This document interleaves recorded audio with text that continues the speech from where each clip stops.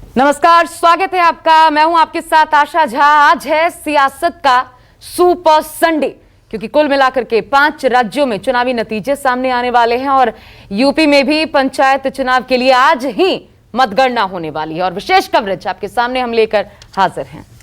नमस्कार, मैं हूं आप सभी के साथ विपनेश माथुर। क्योंकि इस दिन का इंतजार जनता भी कर रही थी 5 राज्यों की और नेता तो बेसब्री से कर ही रहे थे। तो विधानसभा चुनावों के बाद आज मतगणना का दिन है, नतीजों का दिन है और कुछ ही घंटे में तस्वीर साफ हो जाएगी कि 5 राज्यों में सत्ता की चाबी किसको मिलती है। तो देश के 4 राज्यों और एक केंद्र शासित प्रदेश में आज चुनावी महासमर का समापन हो जाएगा। अब से 2 घंटे बाद 5 राज्यों में वोटों की गिनती शुरू हो जाएगी। सबसे पहले पोस्टल बैलेट की गिनती की जाएगी और पहला रुझान सुबह 8:30 से 9 बजे तक आना शुरू हो जाएगा। हम एक एक सीट के नतीजे सबसे पहले और सबसे तेज दिखाएंगे, लेकिन उससे पहले आपको बता दें कि सबसे विश्वसनीय एनालिसिस में न्यूज 24 टुडे चाणक्य का एनालिसिस पर अगर नजर डालें तो बंगाल में ममता बनर्जी की वापसी तय है और बीजेपी भी बहुत अच्छा परफॉर्मेंस कर रही है। वहीं केरल में एलडीएफ की सरकार बनती नजर आ रही है। इसके अलावा असम में एग्जिट पोल के मुताबिक बीजेपी को बढ़त है, तो वहीं तमिलनाडु में डीएमके को बहुमत मिलता नजर आ रहा है।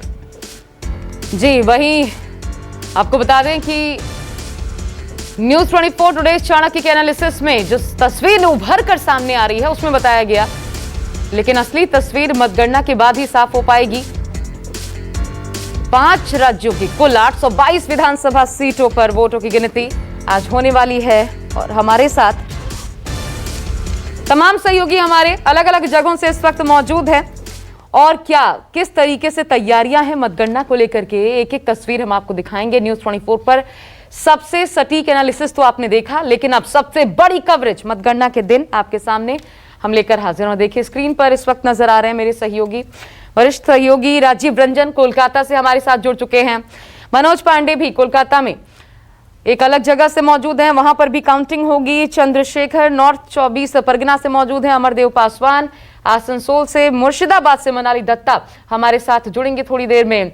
लेकिन आपको यह भी बता दें हम कि 29 तारीख को आखिरी चरण के मतदान के बाद जनता के मन की बात क्या है ये पता लगने वाला है। और सबसे बड़ी बात, न्यूज 24 टुडे चाणक्य ने भी मेगा एनालिसिस किया था। बंगाल की अगर बड़ी तस्वीर की बात करें, बिग पिक्चर की बात करें, तो यहां पर ममता बनर्जी लीड लेती हुई दिखाई पड़ती हैं। न्यूज 24 और टुडे चाणक्य का इलेक्शन एनालिसिस बंगाल को लेकर के क्या था, देखिए।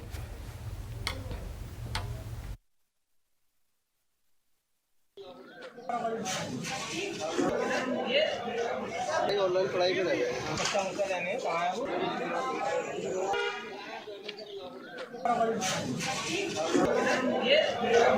ऑनलाइन पढ़ाई में चलिए, तो आपको बता दें कुल मिलाकर के एनालिसिस की अगर बात करें, थोड़ी देर में वो पूरा डिस्क्रिप्शन हम आपको दिखाएंगे। लेकिन यहां पर एक बार फिर और 2016 याद कर लीजिए, जब बिल्कुल सटीक न्यूज 24 की एनालिसिस थी। हमने 210 सीटें दी थी, 211 सीटें मिली थी टीएमसी को और फिर उसी एनालिसिस के साथ हम यहां पर उपस्थित हैं।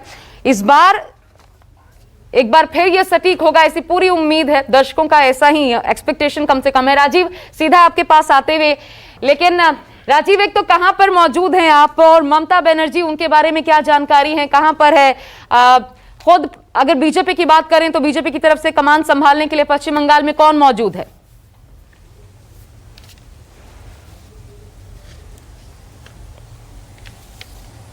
देखिए, इस वक्त मैं कालीघाट में हूँ और पश्चिम बंगाल के मुख्यमंत्री कालीघाट में ही रहती हैं, उन्हीं के निवास पर मैं हूँ और यहाँ इंतज़ाम भी सिक्योरिटी के ऐसे लगे हैं कि इससे मालूम होता है कि पूरे मतगणना के दौरान यहीं से नज़र रखेंगी ममता बनर्जी। आशा विपनेश, जिस माहौल में ये मतगणना हो रही है, देश में जिस तरह से कोरोना का हर तरफ से महामारी का डर असर है, कोलकाता उससे अछूता नहीं है। कोलकाता के हालात और बहुत ज़्यादा ख़राब है। अगर आम लोगों की बात करें तो बहुत ज़्यादा चुनावी मतगणना ठीक है, रिजल्ट आएगा, कौन पार्टी जीतेगी कौन हारेगी ये तो बात अलग है, लेकिन ज़्यादा लोगों का जो जोर है या यहाँ के सामान्य जनजीवन की बात आप करें, ममता बनर्जी के घर के बाहर मैं आपको माहौल दिखा देता हूँ। यहाँ सिक्योरिटी के कुछ लोग हैं और एकाध मीडिया के लोग हैं आमतौर पर जब इस तरह के चुनावी परिणाम आते हैं तो एक रेला होता है, बहुत सारी भीड़ होती है, बहुत सारे मीडिया के लोग होते हैं, लेकिन ऐसा कुछ नहीं है। एक आध मीडिया के लोग हैं और सिक्योरिटी के लोग हैं। यहाँ आम लोग भी नहीं है, दुकानें भी नहीं खुली हैं, लोग घरों से बाहर कोलकाता में भी नहीं निकलना चाहते हैं। कल से कोलकाता में सुबह 7:30 बजे से लेके 10:30 बजे तक और शाम को 3 बजे से लेके 5 बजे तक सिर्फ 2 ही टाइम, 5 घंटा ही मार्केट खुलने का है। बाकी टाइम कर्फ्यू के आदेश दिए गए। कर्फ्यू तो नहीं, बाकी चीज़ें बंद रहेंगी, सारे शॉप्स बंद रहेंगी, सारे मॉल्स, रेस्टोरेंट, सारी चीज़ें बंद हैं और सिर्फ 5 घंटे के लिए 24 घंटे में खोला गया। कल से ये फैसला पश्चिम बंगाल का लिया है। जहाँ तक मतगणना की बात है, 8 बजे से मतगणना होगी और ऐसा मुझे बताया गया है कि जब तक फाइनल नतीजे नहीं आएंगे तब तक ममता बनर्जी अपने इसी कालीघाट के घर में रहेंगी और उसके बाद उनका कहीं कोई जाने का भी कार्यक्रम नहीं है। कोरोना की वजह से बहुत ही ज़्यादा लो अफेयर इसको रखा गया है और नेता भी, प्रशासन भी, लोग भी बहुत ज़्यादा, मैं आपको बार बार कह रहा हूँ कि इसको बहुत ज़्यादा हाइप दे करके, बहुत ज़्यादा चर्चा करके नहीं देखना चाहते हैं, चूँकि ये होना ही है, एक संवैधानिक व्यवस्था है जिसमें कि मतदान हुए तो मतगणना होनी है। तो उसी माहौल में, कोरोना के डर के साए के माहौल में ये मतगणना शुरू होगी। लेकिन राजीव, एक और चीज बता दीजिए, ये जो गाइडलाइन है जरा उसका जिक्र कर लें, क्योंकि लगातार हम दिखा रहे हैं सुप्रीम कोर्ट की जो गाइडलाइन है उसके बीच आज वोटों की गिनती होगी, तो क्या क्या आज लागू होने वाला है, इसके हिसाब से क्या क्या गाइडलाइंस हैं?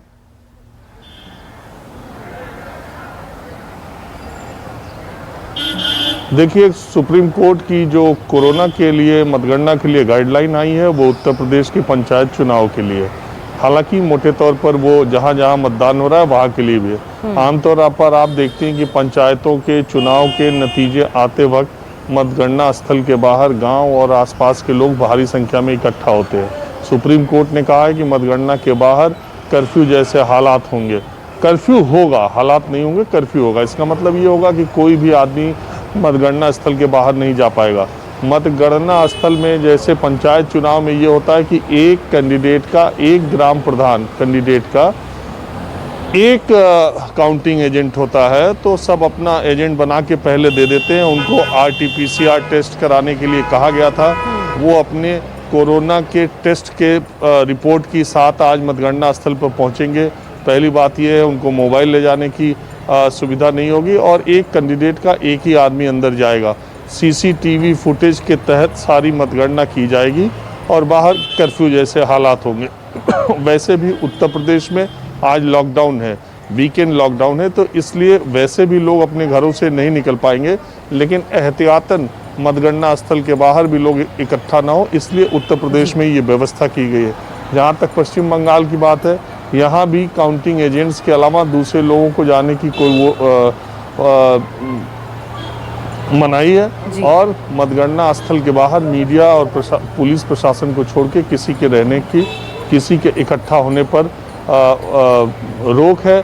वैसे भी पश्चिम बंगाल में मैंने आपको बताया ही कि 7:30 से 10:30 और शाम को 2 घंटे, और आज यहाँ संडे है और अमूमन बंगाल में लोग संडे को कोई काम करते नहीं है, तो और मतगणना स्थल के बाहर जो व्यवस्था धारा 144 लगा करके 5 लोग से ज़्यादा इकट्ठा नहीं होंगे, ये भी होगी। बिल्कुल राजीव, आप हमारे साथ बने रहें। आपने सभी बातें बता दी हैं कि आज मतगणना के दिन क्या, कैसे वहां पर गाइडलाइंस का पालन करना है, कैसी तस्वीर रहेगी। मुर्शिदाबाद से मनाली दत्ता भी जुड़ गई हैं, हम सभी के पास आएंगे, लेकिन राजीव के बाद मनोज पांडे आपके पास आते हुए।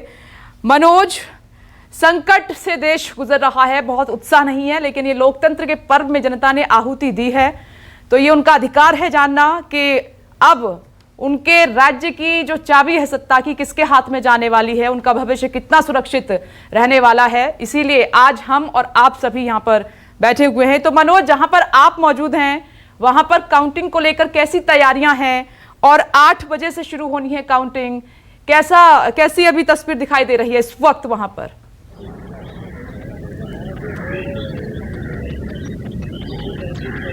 जी देखिए, हम इस समय मौजूद है कोलकाता का नेताजी इंडोर स्टेडियम है और लगातार यहीं पे जो काउंटिंग की शुरुआत होगी और करीबन 8 बजे से यहाँ पे जो काउंटिंग के जो रुझान है धीरे धीरे आना शुरू हो जाएंगे। सुरक्षा के लिहाज से देखेंगे कि पूरी जो पुलिस के जवान है पूरा चप्पे चप्पे पे यहाँ पे निगरानी रखे हैं, सारी चीजों को बैरिकेड कर दिया गया है और किसी को अंदर नहीं जाने दिया जा रहा है।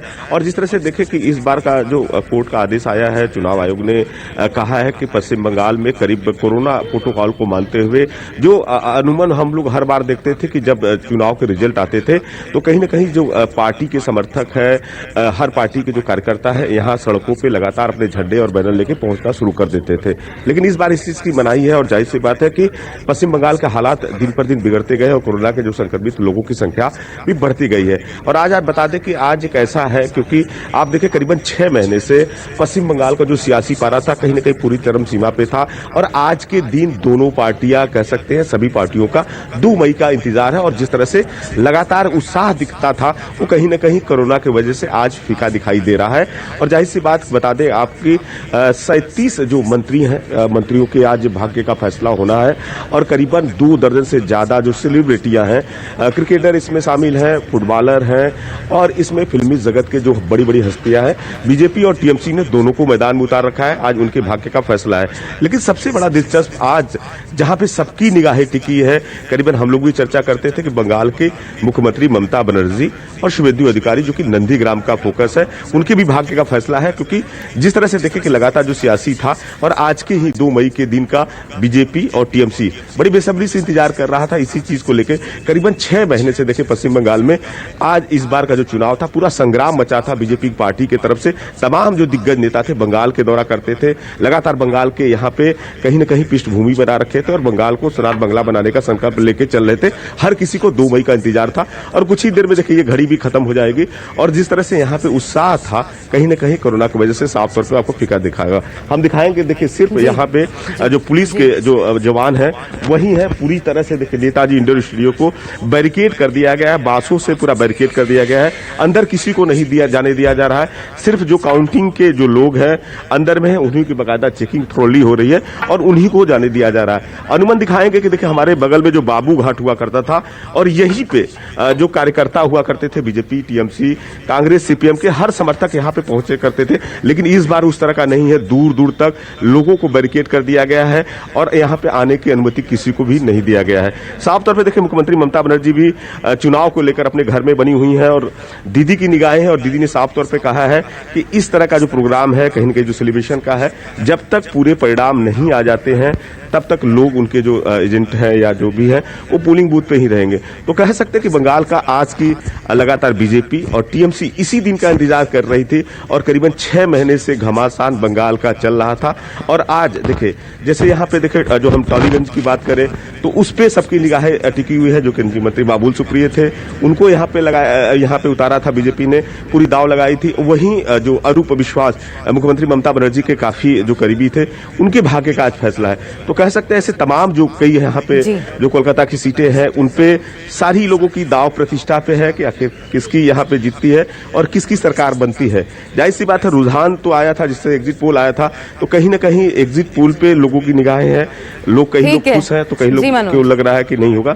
तो जैसे देखिए दिन ढलते जाएगा करीबन हम देखेंगे कि 11 से 11:30 12 बजे तक सभी लोगों का यहाँ पे परिणाम आना शुरू हो जाएगा। लेकिन ये जो तस्वीर आप सभी दिखा रहे हैं मनोज, ये तस्वीर स्वागत योग्य है। 2 मई का, लेकिन उस तरह से बिल्कुल ये कहना चाहिए कि स्वागत योग्य तस्वीर है। जनता भी समझ रही है, मौके की नजाकत को नेता भी समझ रहे हैं क्योंकि कोरोना हाहाकारी रूप में है और इससे बचना है तो इसी तरीके से आगे बढ़ना होगा, नतीजे जो भी आए।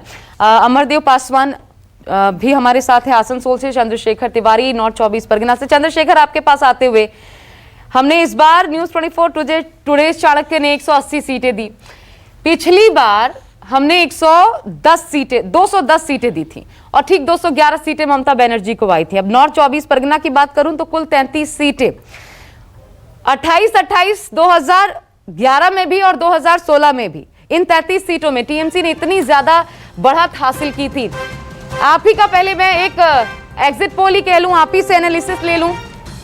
ये बताइए चंद्रशेखर, अब इन 33 सीटों में इस बार नॉर्थ 24 परगना में कितना भारी दबदबा टीएमसी का इस बार देखने को मिल सकता है?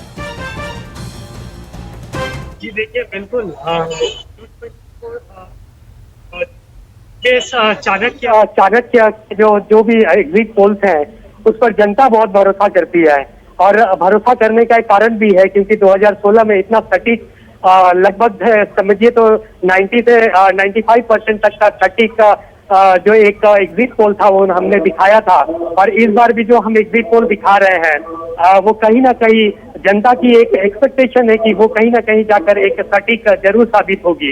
वहीं बात करें नॉर्थ 24 परगनास की तो आपने सही कहा 2011 और 2016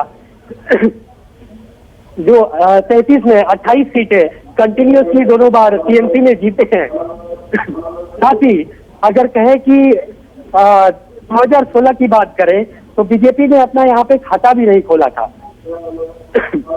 क्योंकि देखिए बीजेपी 2016 के पहले तक बहुत यहाँ पर मजबूत नहीं हुआ करती थी और 2016 के बाद 2018 एक फेस आया जब बीजेपी थोड़ा मजबूत होने लगी यहाँ पर कुछ टीएमसी से कई नेता हैं जो टीएमसी छोड़कर बीजेपी की तरफ गए और बीजेपी थोड़ा थोड़ा मजबूत होने लगी और 2019 में उसका रंग दिखा। लेकिन उसके बाद ही अगर कहे तो 2019 के लोकसभा चुनाव के बाद जो भाटपाड़ा से विधायक थे अर्जुन सिंह उन्होंने इस्तीफा देकर वो बैरकपुर से सांसद बने और उसके बाद उनके ही बेटा है पवन सिंह वो फिर एक भाटपाड़ा बीजेपी से वो सीट जीते जिसके एक जो पहला खाता था बीजेपी का वो नॉर्थ 24 परगनास में खुला। तो 2016 की बात करें तो परफॉर्मेंस बीजेपी की बहुत अच्छी नहीं रही थी। बीजेपी तीसरे पोजीशन पे थी और इस बार हालांकि बीजेपी दूसरे पोजीशन पे जरूर है लेकिन अगर बात करें तो कहीं ना कहीं टीएमसी यहाँ पर नॉर्थ 24 परगनास में पहले पोजीशन पे रह सकती है क्योंकि यहाँ पर देखिए कई कारण है। नॉर्थ 24 परगनास में दीदी का एक गढ़ माना जाता है क्योंकि यहाँ पर दीदी का वोट परसेंटेज भी बहुत ज्यादा है और यहाँ पर दीदी ने कई जाने पहचाने चेहरे भी यहाँ पर टिकट दिए थे। अगर मैं बात करूँ टीएमसी के एंड से तो यहाँ पर 3-4 जो बड़े चेहरे हैं उनका आज नसीब का आज वो फैसला होना है जिसमें राज चक्रवर्ती एक बड़ा चेहरा है जो कि बैरकपुर से उन्हें टिकट मिला था। आज उनका फैसला होगा उनके भविष्य का और साथ ही यहाँ पर ज्योतिप्रिय मल्लिक हैं जो हावड़ा से चुनाव लड़े हैं। साथ ही मदन मित्र हैं जिन्होंने कमरहाटी से चुनाव लड़ा है वो भी बिल्कुल बीते दिन जब वो हमेशा फेसबुक वगैरह से आते रहते हमने देखा है कि किस तरह वो बिल्कुल कॉन्फिडेंस नजर आ रहे थे कि जैसे वो कमरहाटी जीत चुके हैं। और साथ ही यहाँ पर और भी अगर जितने भी कैंडिडेट हैं टीएमसी के या बीजेपी के हालांकि वो कॉन्फिडेंस तो दिख रहे हैं लेकिन कहीं ना कहीं अगर नॉर्थ 24 परगनास की बात करें तो जो इतिहास रहा है वो टीएमसी के पक्ष में रहा है और इस बार भी हो सकता है कि टीएमसी के पक्ष में ही जाए।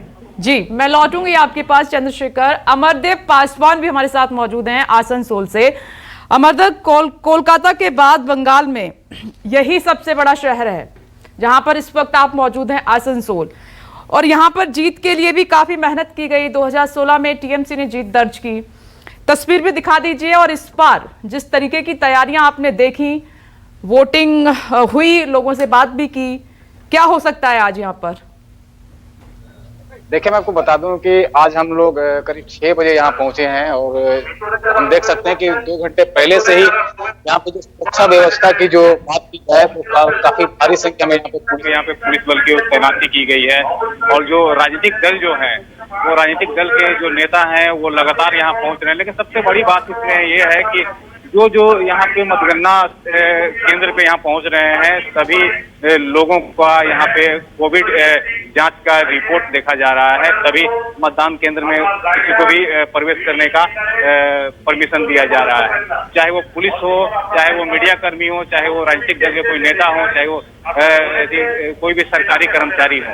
अगर हम बात करें कि यहाँ की सीटों की अगर बात करें तो यहाँ पे 9 सीटें हैं जिन सीटों में जो बीजेपी है, बीजेपी एक तरफ जहाँ 9 सीटों पे अपना जीत दर्ज कराने की लगातार दावे कर रही है, वहीं टीएमसी ने पहले पोस्ट किया था जिसमें ये लिखा हुआ था कि माँ माटी मानुष की सरकार बननी तय है। बस अगर किसी चीज का अगर इंतजार है तो वो सिर्फ है केवल समय की अपेक्षा की। तो जी, इससे ये जी। साबित हो सकता है कि कहीं ना कहीं जो ठीक है। टीएमसी जो है वो भी इंतजार में है कि अमरदेव, थोड़ा जो सा आपको जिस रोकना तरीके पड़ से रहा है मतगणना क्योंकि जो- ब्रेक का वक्त हो चला है, लेकिन देखिए सबसे पहले सबसे तेज नतीजे न्यूज़ 24 पर। नमस्कार, मैं हूं मानक गुप्ता। अगर आपको हमारा ये वीडियो पसंद आया हो तो इसे लाइक और शेयर जरूर करें, और हाँ, हमें सब्सक्राइब और फॉलो करना ना भूलें ताकि आप देश और दुनिया की कोई खबर मिस ना करें। चाहे कोई ब्रेकिंग न्यूज हो या कोरोना वायरस से जुड़ी कोई भी अपडेट, पॉलिटिक्स हो या आपकी जेब से जुड़ी कोई खबर, इलेक्शन की कोई न्यूज हो, कोई कंट्रोवर्सी हो या फिर कोई वायरल वीडियो, सब कुछ मिलेगा न्यूज़ 24 पर। तो जुड़े रहिए हमारे साथ और देखते रहिए न्यूज़ 24।